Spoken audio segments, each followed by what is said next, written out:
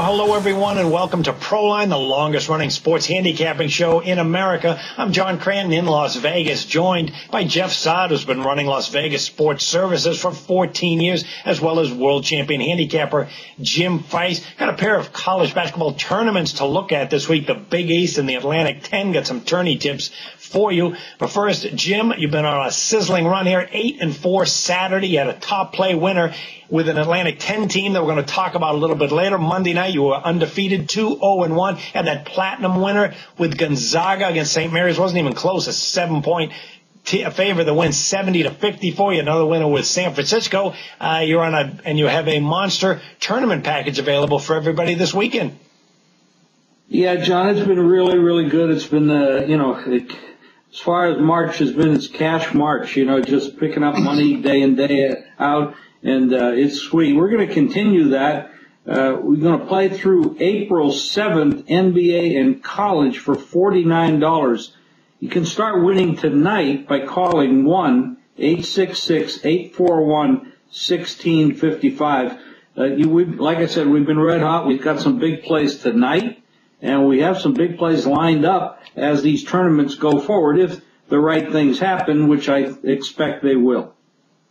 All right, and speaking of red hot, Jeff Saad, you had a sizzling Saturday the last 2 weeks, 9-3. That's part of a 24-9-2 basketball run. Jeff, if this were baseball, you would be shoeless Joe Jackson with that kind of batting average, and you've got a triple header on tap for folks this weekend. Yeah, this weekend, I never thought you'd mention Joe Jackson Day, but that was Baseball's a good one. 9-3, 9-3 last 12 college basketball releases, 24-9-2 since February 26th, 73%. This Saturday I have a trifecta, including my tourney shocker game of the year. Sign up early, you get a high roller play tonight. That's 4 plays and off, just $19. Call 1-866-575-8916. Well, it's going to trifecta, including my tourney shocker of the year. And if you sign up early, you get a high roller going tonight. 4 plays, $19. 1-866-575-8916. Okay, and Mr. Vegas, too, has a tournament total of the year going this Saturday. You can get 7 days of service in baseball and not baseball, NBA and college basketball for $15. 7 days, $15, including that tourney total of the year going this weekend. 1-866-896-1627. All right, before we get into the Big East, let's go through some tournament tips, Jim. What are some of the things that you look at during this most amazing time of the year for fans and sports bettors with games morning, noon, and night?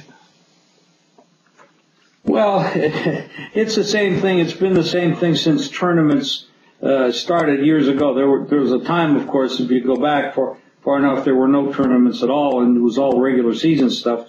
And then, some coaches really key for this tournament action. Other coaches back off because they feel like they did enough in the regular season, and they don't really focus as strongly in the tournaments. It really comes down to knowing that and watching what the public likes to do. The public, of course, is going to be all over your favorites, and because these teams have dominated throughout the season. So I look for that too, but I also look for the upsets. I look for the teams that absolutely have more desire at this time, and it's really like they have a gun to their head. They know that if they don't perform well, they're not going to get a selection. And we're going to talk about a couple conferences. One of them is the Big East. The other one is the Atlantic 10. And you're going to see, as we talk about these, where the desire is going to come from. And I think, first of all, if you're an average fan, you don't have any time to do the work.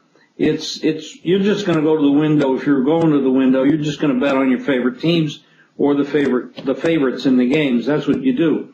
But that's not how you get the money. You got to look for the spots where the teams are have a little bit more desire, and they can sneak up and get you.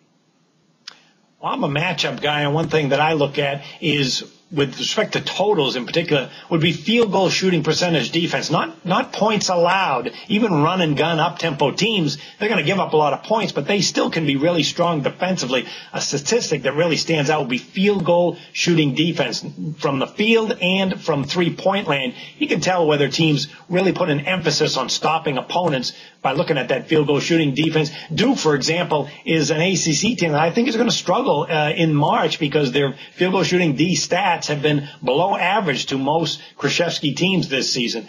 Jeff, what are some of the things that you look at in March? Well, it's similar to the college bowl games. Motivation is a key factor here. Some teams, as Jim said, know they're going to be in the NCAA tournament, and they might not have the same motivation as a team that's desperate. We're going to talk about a desperate team today, Georgetown. Some of these teams know that the only way they can get in the NCAA tournament is by winning the whole conference tournament. So you have to keep that in mind. Also, you might want to look at teams that didn't play well on the road for the year, and also teams that are coming on strong at the end versus teams that are kind of fading out. So those are some of the things I look for in the conference tournaments, John. All right, our first conference tournament to look at will be the Big East. It'll be going on Wednesday through Saturday this week. And, Jim, let's start with Villanova. Boy, they've been the beast of the East this season. Can they carry that over and continue just rolling along this week? They definitely can. And they have, this is a team that's 37-16 ATS run. They're 28-3, and they just handled. I mean, Creighton is a really good team, and this team has, they ran up against Creighton twice and totally got handled. So other than Creighton in this conference, they have dominated. And the other day against Georgetown, they just embarrassed Georgetown. They have the pressure. They can turn you over. They got the guard play. They play at the tempo that really disturbs a lot of teams. I like this team. I think they have a real shot. And at 28-3, this is probably a number one seed going into the tournament. I don't expect them to have any trouble with anyone else but Creighton. All right, Jeff, the team that's going to be right on their heels would be Creighton. I mean, Villanova is a great run-and-gun team, but so are the Blue Jays, 14-4 in the conference for second place. But they swept Villanova this season, 96-68 and 101-80. That's a pair of powerful statement games.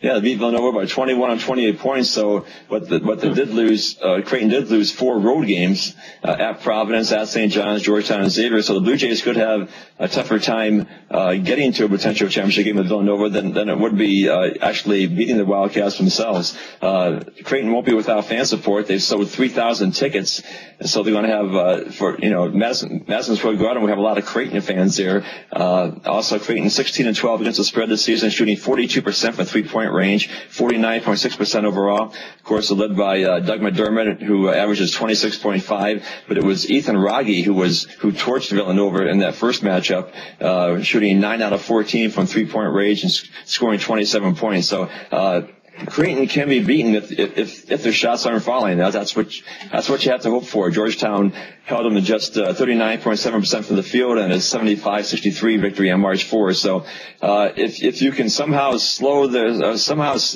Creighton down and play defense and hope they have a bad shooting night, you can beat them. Otherwise, it's going to be a tough team to beat, John.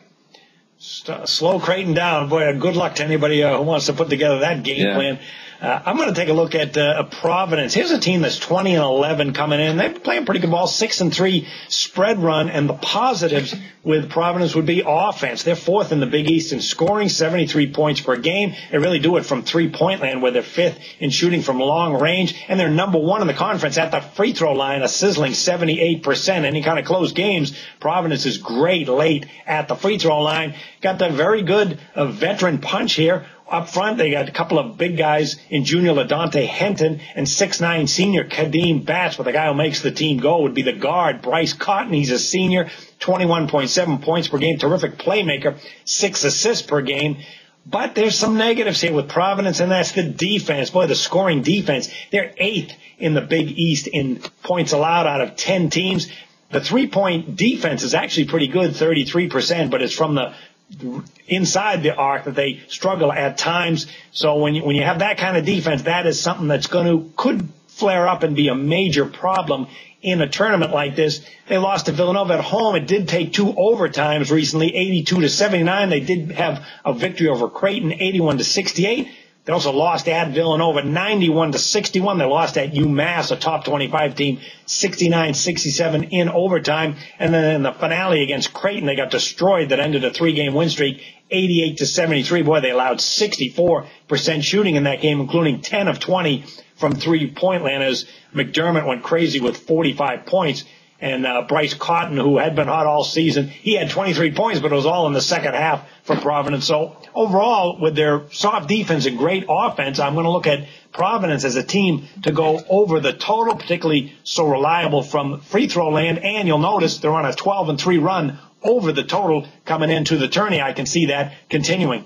Okay, let's take a look at some other teams. Jim, we got Xavier. They're a team that split with Villanova this season, 81-58. They won, but then they lost the rematch, 77-70. Are they any kind of threat to make a run? Well, of course they are. I mean, they have they're well coached. The big point I'll point out here, it's been a money burning team, 4-8 ATS lately, and that kind of means that they're overrated and they're not playing up to their expectations, which is something you need to watch. Now, that doesn't mean you bet on the teams that have beaten the spread all year and bet against the ones that haven't been, and you'll make money because the odds maker adjusts to that. But that's a red flag to me, and it's something I keep an eye on because this team has not played up to expectations enough times where they've actually lost straight up 11 games. Now, yes, they have come up with a good game here and there because beating Villanova 81-58 is pretty damn good. This team has the ability to do it. It has to be the right night. Consistency-wise, they're not there. But they can put a run together, and we've seen that in tournaments before where a team can get hot for a couple games and cause some trouble. Yes, they have the ability to win it all in this conference. Okay, well, Jeff, Georgetown is a team I can never quite figure out. I mean, winning record overall, and they have been covering numbers. However, they've been a shaky team on the road and injuries, too. How do you assess this team? It's hard to assess them because they're almost impossible to handicap. The one good thing is Jabril Traore's back. He's the 6'5" junior guard. They were 10-4 when he went down, and then they went 7-9 without him. The Hoyle's been tough to figure out because they'll look good for a few games and they'll get blown out. 15-14 against the spread overall, but only 3-7 on the road against the spread. They got destroyed by Villanova on Saturday, 77-59. They had 18 turnovers. Shot just 59% from the free throw line. And as I said before, if you're looking for a team with motivation in these tournaments, this is one of them. They 15-14 straight up overall, so they might have to win the whole Big East tournament to go to the big dance. As the most Georgetown teams down through the years, though, they play great defense, but the offense is so inconsistent. And that's one of the big reasons why they're hard to handicap. You never know when they're going to be on and when they're going to be off offensively. So Georgetown is a team that it's very hard to handicap, and you have to be very careful with them, John. Yeah, Marquette is a team that has also been kind of strange at times. I would assess them as the little team that couldn't. I mean, they come into the tournament 2-4 run. The last two games were in double overtime. They lost to Providence 81-80. They lost at home to St. John's 91-90. This is a team that since January 18th, they played 6 overtime games. Well, they went 2-4, and remember, they had a pretty good start to the year at 7-4. And in the finale, they allowed 50% shooting to St. John's. You got two guys who carry the load. They got Devontae Gardner's a 6'8" senior up front, 290 pounds, 15 points, almost 6 rebounds per game, and senior Jamel Wilson. But the thing is, they're last in the conference at 3-point shooting, so you're not going to get anything from long range from Marquette. They're strictly inside. They had 5 games this season against top 20 teams. They lost all 5. They lost to Ohio State 52-35. They lost at Wisconsin 70-64, and they did go overtime to Villanova, but lost the game by 9 points. They're also in the middle of the pack overall in Big East stats, with one exception, and that's at defending the three-pointer. They're about as bad as you can get. 9 out of 10 teams, almost 37% shooting from long range. And that kind of reflects that in the spread stats, too. 5-14-1 ATS run, and when they face a team with a winning record, 5-11-1 ATS. So too many negatives for me to want to back this team. All right, guys, before we get to the Atlantic 10 tourney, if you want to get free plays sent to your cell phone every day, just text. If you want to get them from Dave Koken, you can text Koken, C-O-K-I-N, to 313131. And, Jim, they can get free plays from you every single day as well. That's right. They can text WINNER, W-I-N-N-E-R, to 313131, and we'll send you free plays right to your cell phone each and every day. That's WINNER to 313131. All right, we got the Atlantic 10 tourney going off as well. Very good teams in this tourney. Jim, the Atlantic 10 has a pair of powerhouse teams in St. Louis and VCU, both fantastic on defense. St. Louis finished 13-3 in the conference. VCU 12-4. Tell us a little bit about St. Louis. Are they a threat to win 3 games in 3 nights? Well, you know, this is really a very, very well balanced conference, and I've listened to a lot of pundits talk about this conference, and there are those out there that think this conference could get 5 or even 6 teams into the big dance. And when you look at across the board, anybody can win this. 5 or 6 teams could win this because there is so much balance. When you take it to St. Louis, now they played good all year long, and they're a solid team. They've always been a solid, well-coached team, but right now, they've lost 3 out of 4, and they're on a 1-8 spread run. I'm sure they got a little overrated. People started riding them, pushed the prices up a little too high. But right now, St. Louis is in a funk. And can they turn it around and do something in this conference against teams like, you know, VCU and UMass and St. Joe's, George Washington and Dayton? All these teams are very capable of knocking St. Louis off. This is a very bad time for St. Louis to get cold, and they are cold. All right, Jeff, that other team is VCU. They split 2 games with St. Louis, 64-62 loss at St. Louis. Then they won the rematch at home, 67-56 defensive games there. Give us a glimpse into the conference, which appears to be kind of a wide-open race that no one team is probably going to roll through.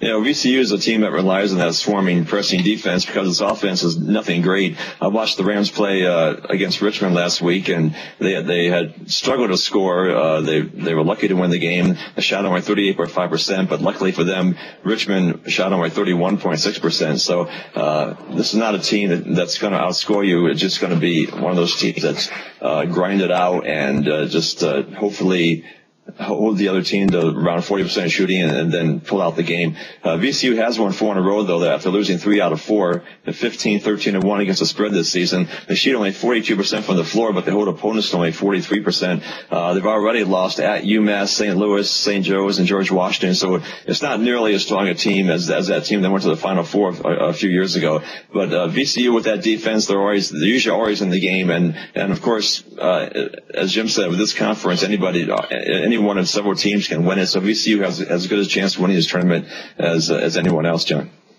Well, UMass is also in this mix, and if they're going to make a powerful run, it's going to be done with their offense. They're second in the Atlantic 10 in scoring, 74 points per game. Outstanding shooting team from the field, second in field goals at 46%. Very good front court with experience in 6'10 junior Caddy Lalani and then 6'9 senior Putney up front. And, of course, the guy who makes the team go, though, is in the backcourt, the 5'9 senior guard, Chaz Williams, 7.1 assists per game, over 15 points per game.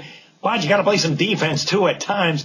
And this team certainly is suspect at that, allowing 71 points per game. That's 9th in the conference.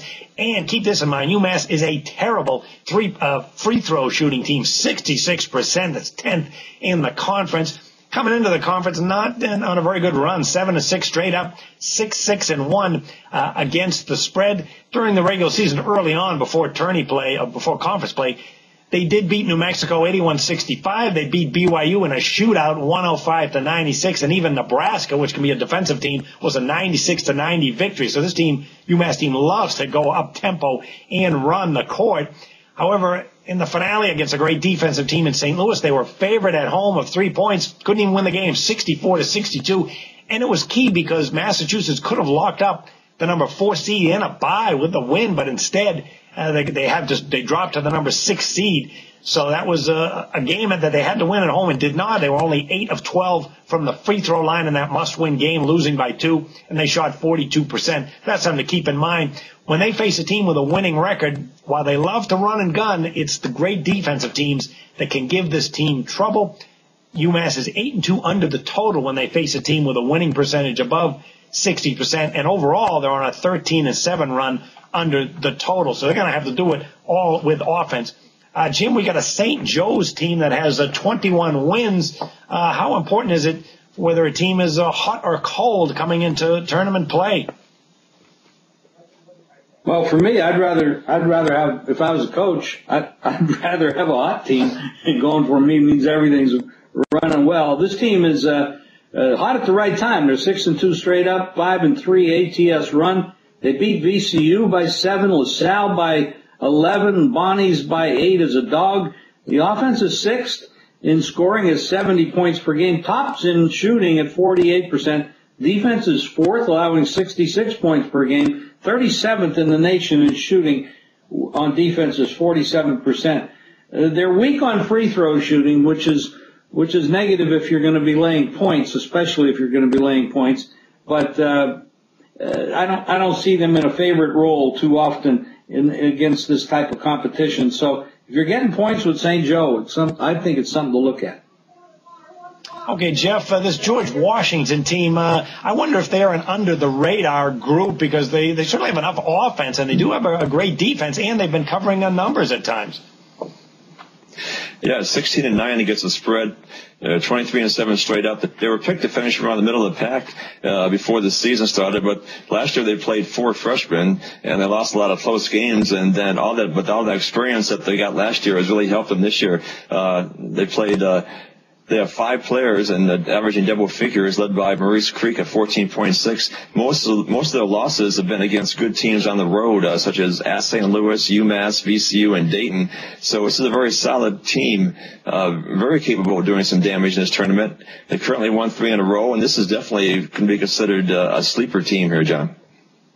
Okay, a D is for Dayton, and then this Dayton team is largely about defense. 22-9 record, covering numbers coming into tournament play, 6-3 against the spread, and they're doing it largely with defense. The offense of the Flyers is 9th in the Atlantic 10 in scoring, 69 points per game, but the defense is better, 6th in points allowed. They allow 44% shooting, but they're very good at defending the three-pointer, 4th in the conference, just 36%. Dayton, they're not a big team in the front court. You got 6'4" junior Jordan Siebert. You got a 6'7" senior in Devin Oliver, and then a 6'6" sophomore in Deshaun Pierre, averages almost 6 rebounds per game. They played pretty good defense against Baylor early on, 67-66 loss. They did have a win over Gonzaga by 5 points, and they had 2 games that they split with St. Louis, a 67-59 loss, but then they won on the road. And the thing about Dayton is they're playing pretty good ball right now, 9-1 straight up run. And if you'll notice, a lot of them have been close games. They beat Duquesne by just 3 points. They won at St. Louis by 5. They beat Rhode Island by 7. They won at St. Bonnie's by 3 as a 4-point dog. So, and this hot run followed a 4-game losing streak. So right now this Dayton team is interesting because, as Jim, you mentioned, you like to look at teams hot. Well, they're 9-1. They have to be a confident team, and they certainly have some balance. And with that defense, they're on a mild 5-3 run under the total. Could be a surprise team the way they're hot and confident right now, but I wonder with their size limitations, they could get knocked around on the boards by bigger teams and good rebounding teams. Okay, guys, let's take a look at some of the offers we have for the weekend. Jeff, 9-3 the last 2 Saturdays, and on that 24-9-2 college basketball run, got a big trifecta going up this weekend. Yeah, trifecta on Saturday, including my Tourney Shocker Game of the Year. And if you sign up early, you get a high roller play tonight. 4 plays, just $19. Call LVSS 1-866-575-8916. That's 1-866-575-8916. Mr. Vegas has a college tournament total of the year going this weekend. You can get 7 days of service for $15, including that major total going from Mr. Vegas, 1-866-896-1627. Jim, you had that terrific Saturday 8-4, and then you had the Monday night that was undefeated 2-0-1. You had some top plays on Fresno and Dayton over the weekend, and you have a monster tournament package ready to roll at a big discount for folks ready to take advantage if they act fast. Yeah, absolutely. Just write this phone number down. Make sure you call this number. $49 package. You can play through April 7th, NBA and college. 1-866-841-1655. That's 1-866-841-1655. You can play through April 7th in NBA and college for $49. Make sure you make the call. All right, it's tournament time, everyone. Make sure you take advantage of these offers from the Vegas pros. It's one of the best 3-week stretches of the sports wagering calendar. Thanks for joining us, everyone. Good luck for the games, and we'll see you next week with another edition of Proline.